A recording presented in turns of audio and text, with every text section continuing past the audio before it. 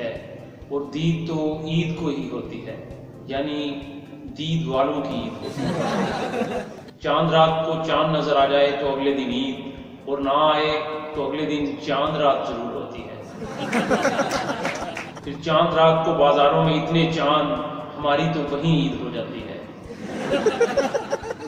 बचपन और जवानी की ईद में सबसे बड़ा फर्क बचपन और जवानी का ही होता है।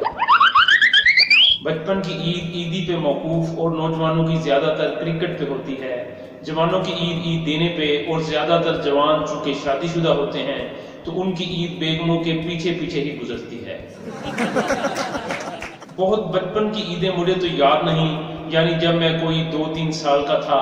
ख्याल है कि इतनी उम्र में बच्चों को अपनी ईदें याद नहीं होती होंगी। इतनी उम्र में बच्चों को ईदी तो बहुत मिलती है, लेकिन उनके हिस्से में इस ईद का 1/4 भी नहीं आता। वालिदैन समझते हैं कि इसे क्या पता ईदी के पैसों का, हालांकि उसे सब पता होता है। इसलिए जब वो थोड़ा बोलने और भागने के काबिल होता है तो उस वक्त वो आपकी तमाम कोशिशें नाकाम बना देता है।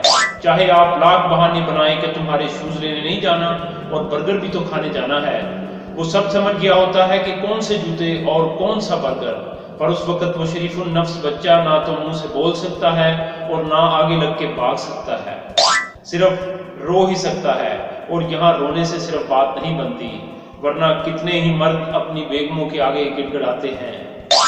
वो एहतिजाजन यही कह सकते हैं, हर एक बात पे कहती हो तुम कि तू क्या है, हर एक बात पे कहती हो तुम कि तू क्या है, तुम ही कहो कि ये अंदाज गुफ्तगू क्या है।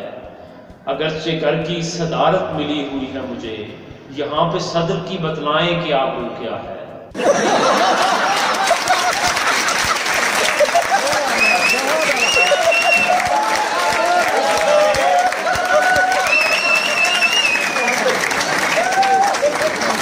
Ha ha ha!